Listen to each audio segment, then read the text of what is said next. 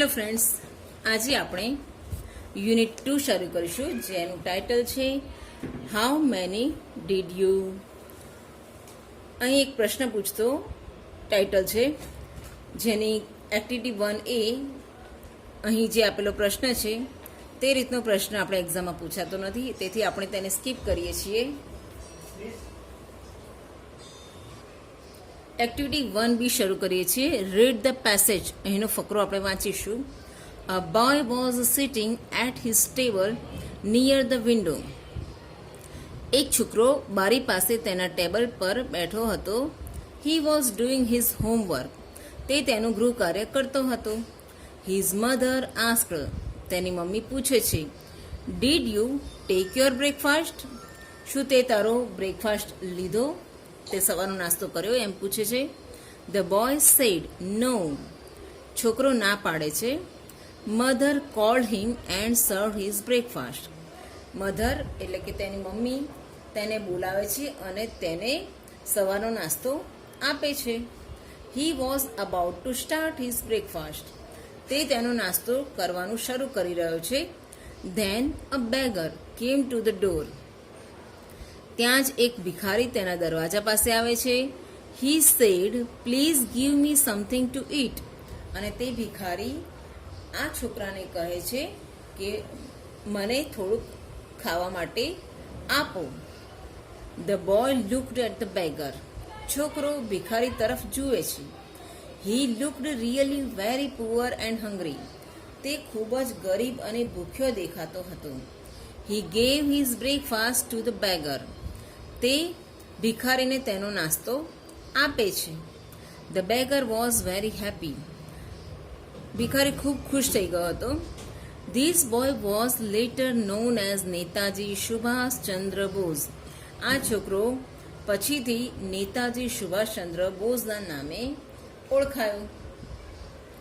Discuss in pairs and put a right mark for right and cross mark for wrong statements.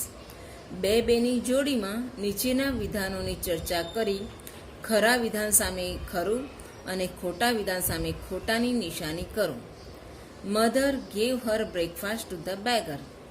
માતા પોતાનો નાસ્તો ભિખારીને આપી દીધો, તો વિધાન ખોટું છે. The boy was studying. છોકરો અભ્યાસ કરી રહ્યો હતો, તો ટ્રુ આવશે. Netaji gave his breakfast to the beggar. નેતાજીએ પોતાનો નાસ્તો ભિખારીને આપી દીધો, રાઈટ આવશે. The boy did not eat anything. છોકરાએ કંઈ પણ ખાધું નહોતું, ટ્રુ આવશે. The beggar asked for some money.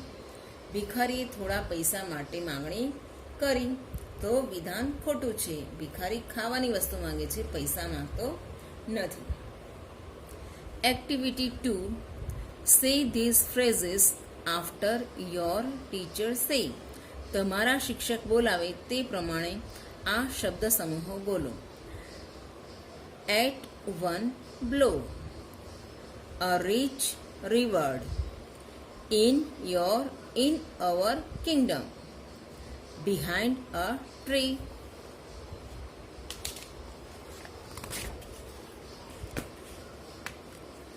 B.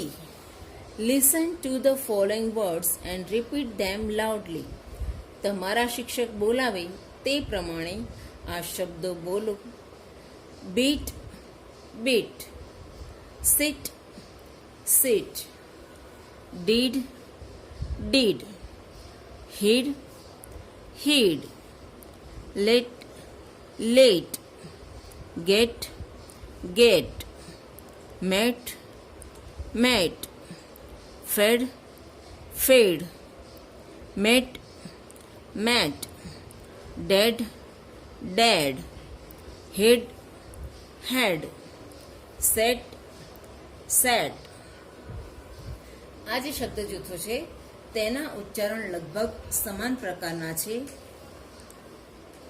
પરંતુ બંનેનો અર્થ અલગ અલગ થાય છે. એક્ટિવિટી 3 તરફ આપણે આગળ વધીએ. Read and enjoy. 7 at 1 blow. અહીં એક સ્ટોરી આપેલી છે.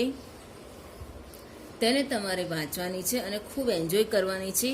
તો ચાલો આપણે શરૂ કરીએ. Once upon a time there was a young boy named Gopal. એક વખતનો સમય હતો. ગોપાલ નામનો એક યુવાન છોકરો હતો. He liked jalebis very much. તેને જલેબી ખૂબ જ પસંદ હતી.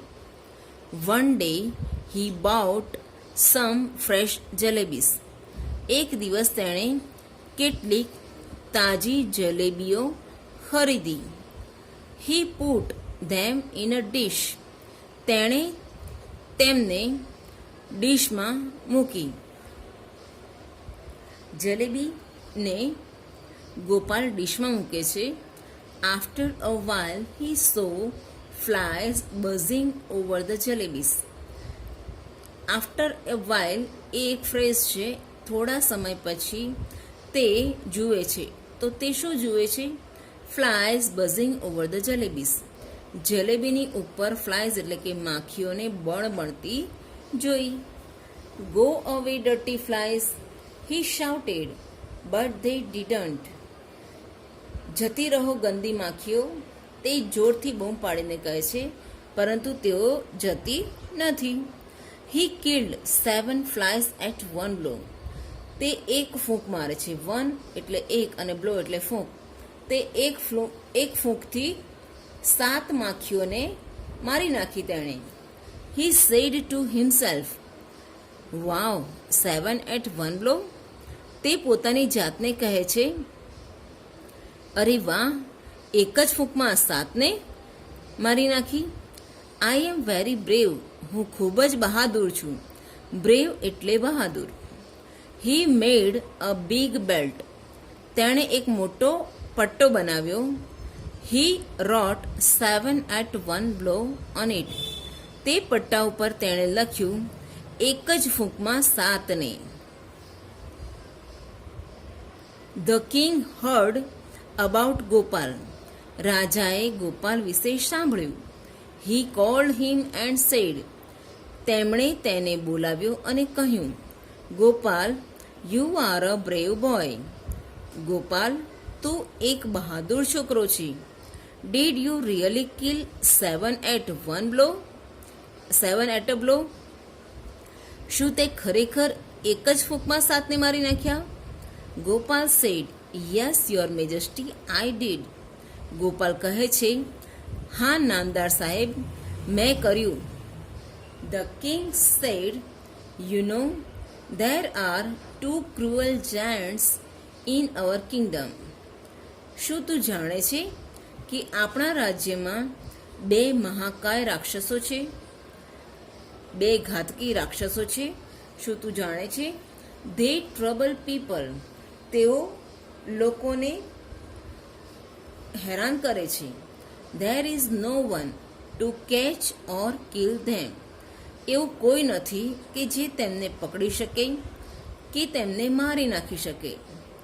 ગોપાલ આસ્કડ. ગોપાલ પૂછે છે, did anyone try to catch them before? શું આ પહેલાં કોઈએ તેમને પકડવાનો પ્રયત્ન કર્યો હતો? The king replied. રાજા જવાબ આપે છે, yes many people tried but they failed. હા, ઘણા લોકોએ પ્રયત્ન કર્યો પરંતુ તેઓ નિરાશ થયા. You are brave. તું બહાદુર છે. You killed 7 at a time. તે એક જ વારમાં 7ને મારી નાખ્યા. The giants are only 2. રાક્ષસો તો માત્ર 2 જ છે. Kill them and I will give you a rich reward. તેમને મારી નાખ અને હું તને એક અનમોલ ઇનામ આપીશ, કિંમતી ઇનામ આપીશ. Gopal knew he was not able to catch or kill the giants. Gopal જાણતો હતો કે તે રાક્ષસોને પકડવા માટે કે મારી નાખવા માટે સમર્થ ન હતો. But the king and the people had high hopes from him. પરંતુ રાજા અને લોકોને તેના પ્રત્યે ઘણી આશાઓ હતી. હોપ્સ એટલે આશાઓ. હી thought for a long time. તે ઘણો સમય સુધી તેણે વિચાર્યા કર્યું. Then he went out in search of the Giants. પછી તે રાક્ષસોની શોધમાં નીકળી પડ્યો. સર્ચ એટલે કે શોધ. ઇન સર્ચ ઓફ એટલે કે ની શોધમાં. He wondered here and there. તેણે અહીં તહીં રખડ્યા કર્યું. વન્ડર એટલે રખડવું. He roamed in mountains and valleys but he failed. તે પર્વતો અને ખીણોને પણ ખૂંદી વળ્યો, પણ તે નિરાશ થયો. After some days he was going through the forest. થોડા દિવસ પછી તે જંગલમાંથી પસાર થતો હતો. હી સો ધ જાયન્ટ્સ ધેર. તેણે રાક્ષસોને ત્યાં જોયા. દે વેર અંડર અ ટ્રી. તેઓ એક વૃક્ષ નીચે હતા. Gopal was scared. સ્કેર એટલે ગભરાઈ જવું. ગોપાલ ગભરાઈ ગયો. He said to himself. તે પોતાની જાતને કહે છે, oh, the giants are really huge. અરે, આ રાક્ષસો તો ખરેખર ખૂબ જ વિશાળ છે. They look cruel too. તે ઘણા ક્રુઅલ એટલે કે ઘાતકી પણ દેખાઈ રહ્યા છે, હિંસક દેખાઈ રહ્યા છે. The task is really tough. આ જે કાર્ય છે તે ઘણું જ અઘરું છે. ટફ એટલે કે અઘરું. I can't fight with them. હું તેઓની સાથે લડી શકીશ નહીં. He thought for a while. તે થોડો સમય વિચાર્યા કરે છે. I will try. હું પ્રયત્ન કરીશ. He said to himself. તે પોતાની જાતને કહે છે. He threw some stones at them and hid himself behind a tree. તેણે કેટલાક પથ્થરો તેમની તરફ ફેંક્યા અને પોતે એક ઝાડ પાછળ છુપાઈ ગયો. હીડ એ હાઇડનું ભૂતકાળનું રૂપ છે. One giant got up and asked the other. એક રાક્ષસ ઊભો થયો અને બીજાને તેણે પૂછ્યું, did you throw stones at me? શું તે મારા તરફ પથ્થરો ફેંક્યા? The other replied. બીજો જવાબ આપે છે, નો, આઈ ડીડન્ટ. ના, મેં નથી કર્યું. You did it. તે એવું કર્યું છે. He shouted. તે જોરથી બૂમ પાડીને કહે છે, why did you throw stones at me? તે શા માટે મારી તરફ પથ્થરો ફેંક્યા? The first giant replied. પહેલો રાક્ષસ જવાબ આપે છે, I did not do anything.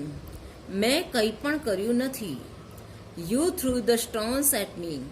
તે મારી તરફ પથ્થરો ફેંક્યા હતા. They began to fight. આ રીતે તેમના વાદ વિવાદથી તેઓ લડવા લાગ્યા. દે ફાઉટ ફિયર્સલી એન્ડ કિલ્ડ ઈચ અધર. તેઓ ખૂબ જ ક્રૂરતાથી એકબીજાની સાથે લડ્યા અને તેમણે એકબીજાને મારી નાખ્યા. ઈચ અધર એટલે એકબીજાને, ફાઉટ એટલે લડ્યા અને કિલ્ડ એટલે મારી નાખ્યા.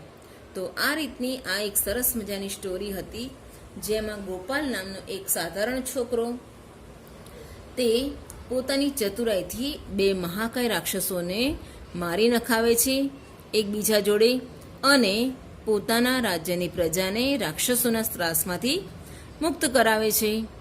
તો આ સાથે આપણે આ સ્ટોરીને અહીં અટકાવીએ છીએ. નેક્સ્ટ ટાઈમ આ સ્ટોરીના એમસીક્યુઝ અને પ્રશ્નોત્તરીની ચર્ચા કરીશું. ત્યાં સુધી આવજો.